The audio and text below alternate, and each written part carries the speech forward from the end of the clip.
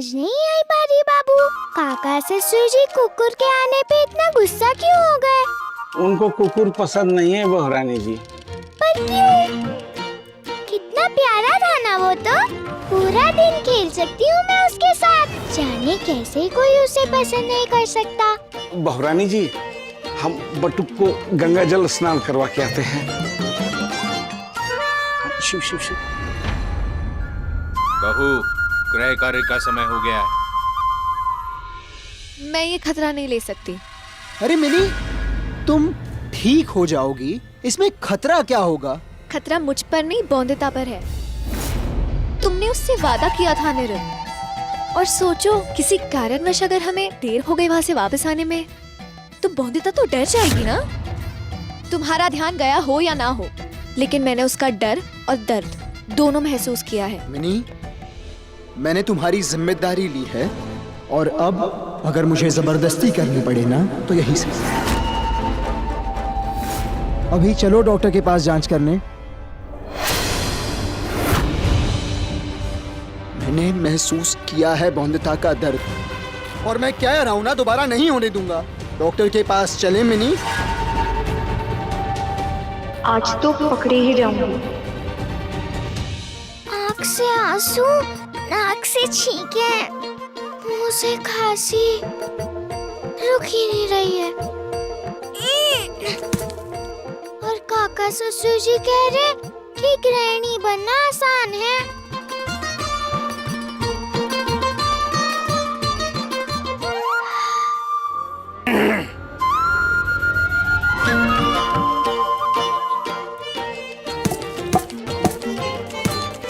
मैं मिष्टी कूटी रही थी काका ससुर जी, देखिए ऐसे। हाँ हाँ, करो करो, जल्दी क्या है, आराम से करो, पर अच्छे से करो। जानती हो ये इस कूटी हुई मिर्ची से क्या बनेगा? क्या? आम का अचार। पसंद है ना तुम्हें?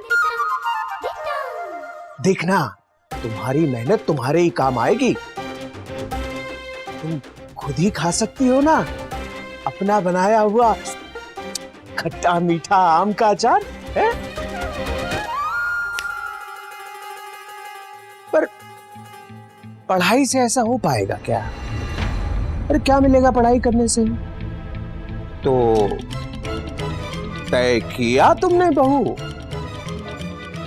छल्ला चाहिए या छड़ी?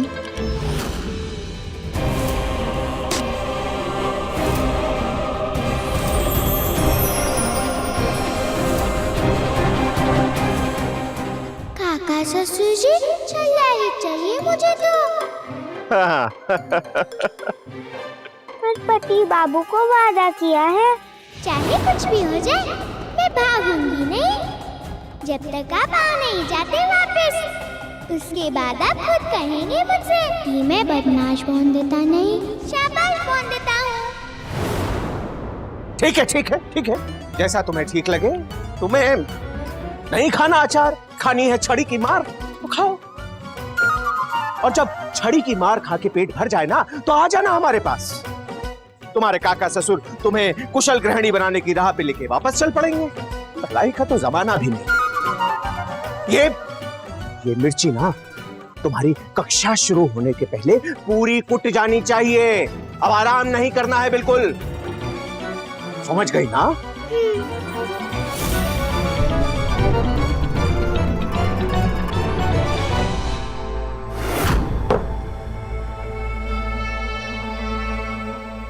डॉक्टर के पास क्यों गई सौदामनी? और जाना ही था तो हमें बता देती, हम किसी डॉक्टर को पैसे खिलाकर एक नकली जांच करवा देते। मुझसे ज्यादा आप जानते हैं अनिरुद्ध को। सब कुछ ऐसे गुपचुप में किया कि पता ही नहीं चला, समय नहीं मिला कि कुछ कर पाते हम। पर सौदामनी तो मना कर सकती थी ना, और वो भी जा रही है अनिरुद्ध के साथ। अगर उसे जरा सी भी भनक पड़ गई कि डॉक्टर के पास जो सौदामनी जा रही है वो बीमार नहीं है, बस नाटक कर रही है, आपको क्या लगता है कि अगर उसे पता चलेगा तो कभी माफ कर पाएगा सौदामनी को? बल्कि नफरत करेगा जीवन भर उससे। देख लीजिएगा। ऐसा भी तो हो सकता है कि बात को संभाल ले सौदामिनी, हमसे ज्यादा वो जानती है कि अनिरुद्ध से सच छुपाना इतना जरूरी है। बात संभाल ले तो बेहतर ही है, वरना एक गलती भी बहुत भारी पड़ेगी सौदामिनी को। एक पल में ही जीती हुई बाजी और अनिरुद्ध दोनों ही खो बैठेगी वो।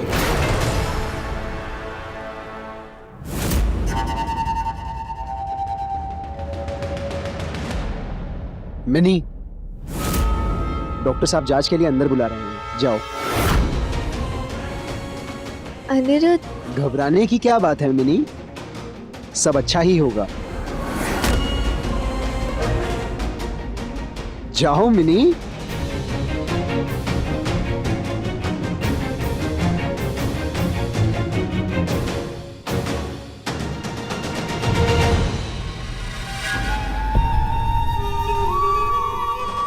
कैसे सब अच्छा होगा अनिरुद्ध? जांच करने पे डॉक्टर को मेरी नकली बीमारी के बारे में पता चल गया तो? नहीं नहीं, ये नहीं होने दे सकती मैं, किसी कीमत पे नहीं। ऐसा हुआ तो अनिरुद्ध मेरे जितने पास आया है उससे ज्यादा दूर चला जाएगा। टिटंग टिटंग टिटंग।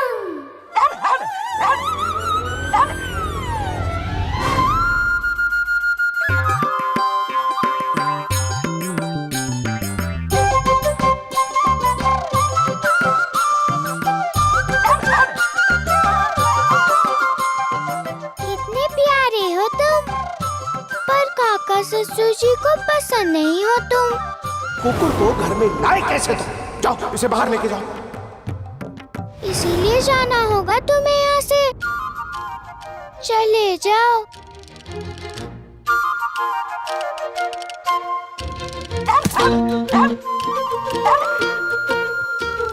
जानती हूँ मेरे पास आना है तुम्हें, तभी तो मेरा मन तुम्हारे प्यारे चेहरे की ओर ना जाए, इसीलिए मोड़ लेती हूँ बार बार।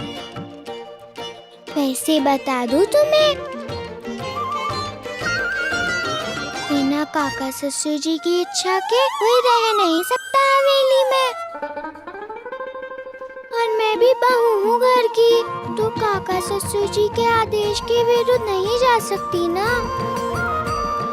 इसीलिए कितना भी मन करे मेरा, पर तुझे जाना ही पड़ेगा यहाँ से।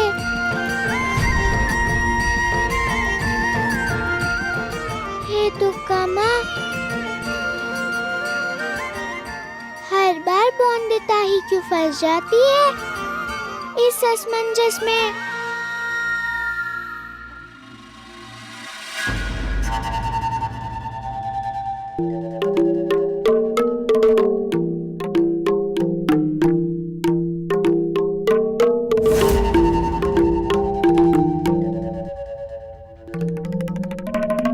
चंद्रप्रभा, तू कब आई यहाँ? कैसी है तू?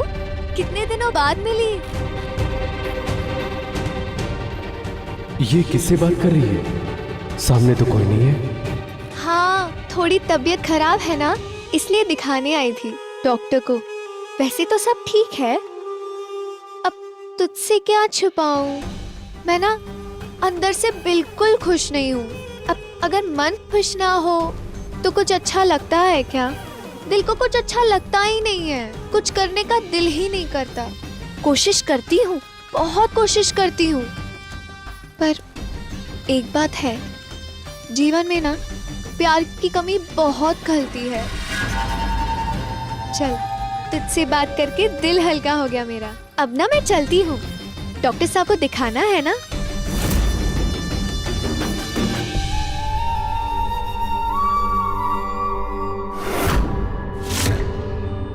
डॉक्टर साहब, मैं सौदामिनी, आपसे अपॉइंटमेंट लेने आए थे। मेरे पति अनिरुद्ध रॉय चौधरी। जी हाँ।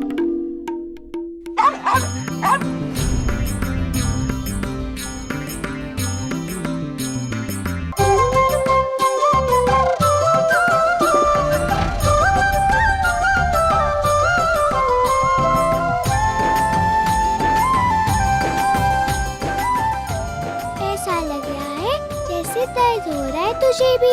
इस नन्ही सी बौंदेता को काम करते देख। समझ समझ सकती हूँ मैं, पर क्या करूँ, जिद मत कर तू। काका ससुर जी डांटेंगे अगर तुझे देख लिया।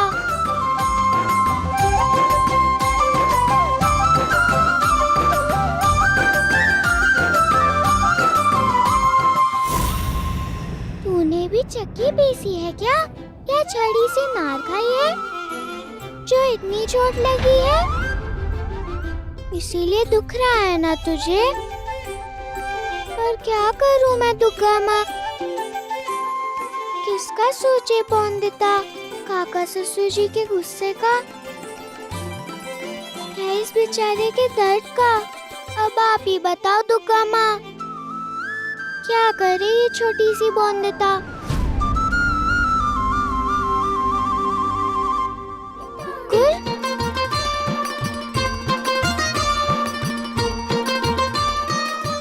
क्या लगा था तुझे?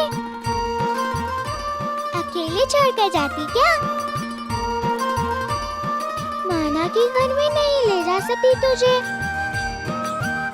पर ख्याल तो रख सकती हूँ ना तुम्हारा। नहा लूंगी बाल्टी भर के गंगा जल से, पर तुम्हारा दर्द देखा नहीं जाता है ना मुझसे।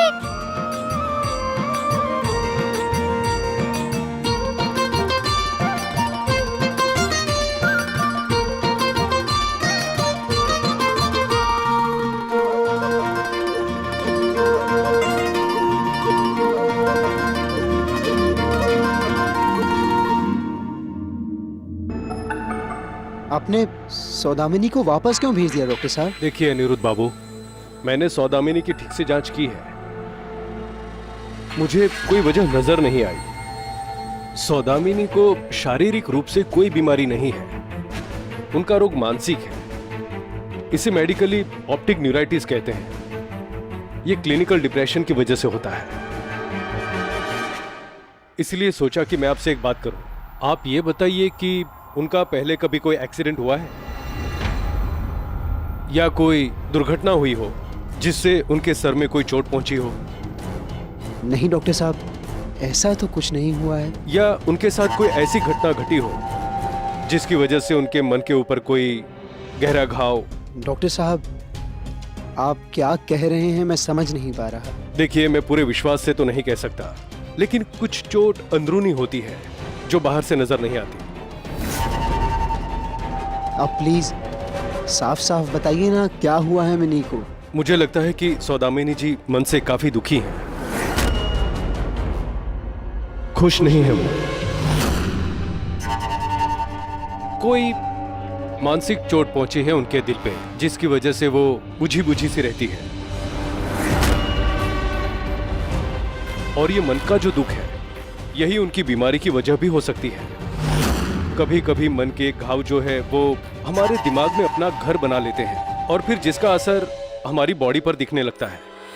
मानसिक तनाव से इंसान कभी कभी पागल हो जाता है, कभी उसे आवाजें सुनाई देती है तो कभी वो अपना होश खो बैठता है, और कभी कभी तो हमारी इंद्रियों पर भी उसका असर पड़ने लगता है, जिसकी वजह से सुनने और देखने की क्षमता कमजोर होने लगती है।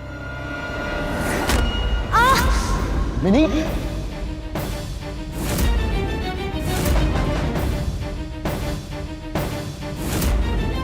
वो तुमसे प्यार करती थी, तुम्हारे संग शादी के सपने देखा करती थी। तुमने उसके सारे सपने एक ही झटके में तोड़ दिए। देख लिया नतीजा, बिखर गई है वो। तुमने मेरी बेटी का दिल तोड़ा है।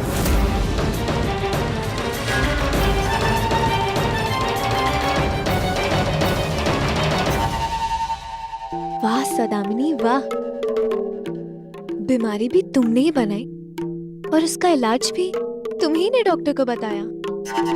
वाह। सुनो, दर्द कम हुआ?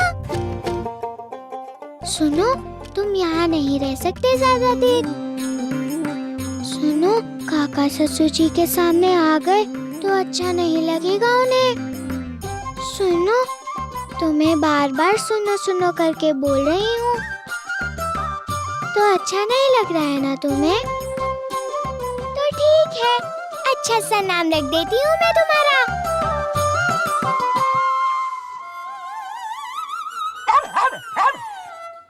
हाँ,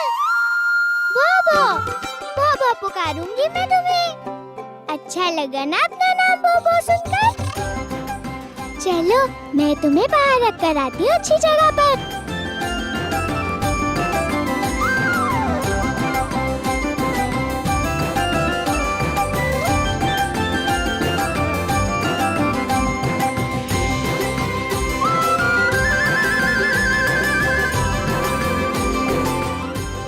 अब किसी को पता नहीं चलेगा बोबो का।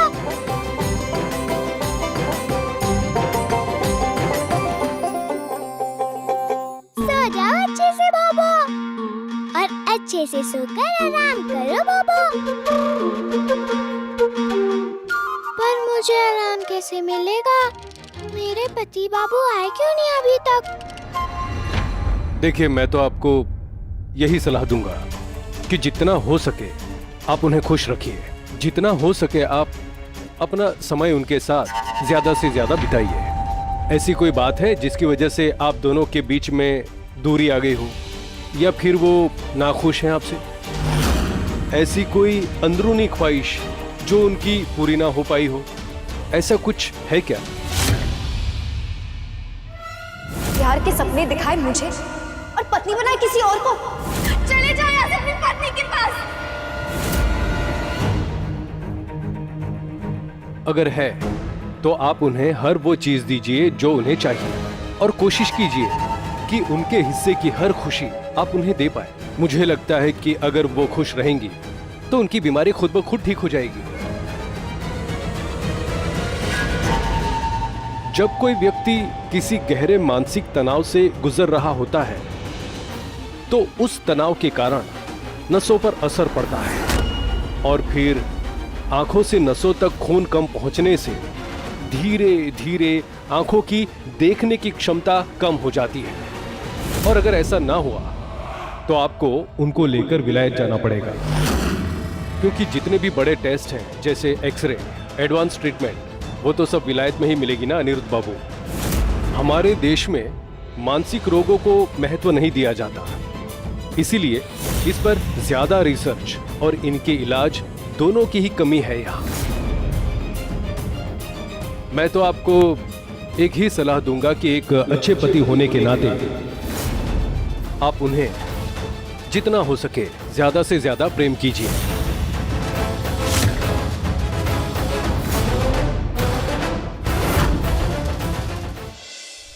क्योंकि मैंने देखा है कि अगर पत्नी का रोग अगर मन से है तो सिर्फ पति का एक प्यार ही है जो उसे ठीक कर सकता है। डॉक्टर साहब, एक मिनट, आपको कुछ गलतफहमी हुई है।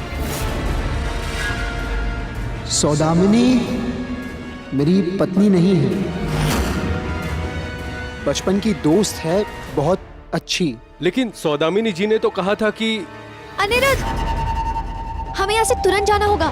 भूल गए बौंदिता की क्लास शुरू होने वाली है, और याद है ना, हम देरी से नहीं पहुँच सकते वहाँ। हाँ मिनी, बस एक मिनट डॉक्टर। एक पल भी नहीं, बौंदिता की क्लास शुरू होने वाली है, मास्टर जी आ गए होंगे। चलो जल्दी से।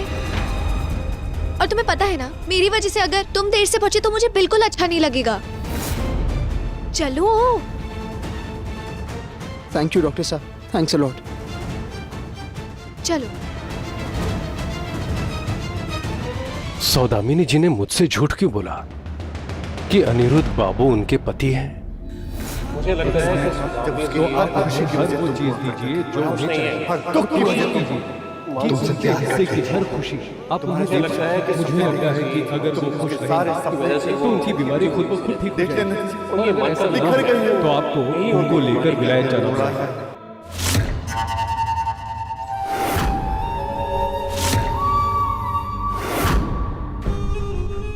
डॉक्टर को तो संभाल लिया मैंने, अब देखो मेरे खेल की अगली चाल। अनिरुद्ध, देखना कैसे मैं तुम्हें किसी भी हालत में बौद्धिता की क्लास के समय पे नहीं पहुंचने दूंगी। आज तुम्हारा बौद्धिता को दिया हुआ वादा टूट कर ही रहेगा।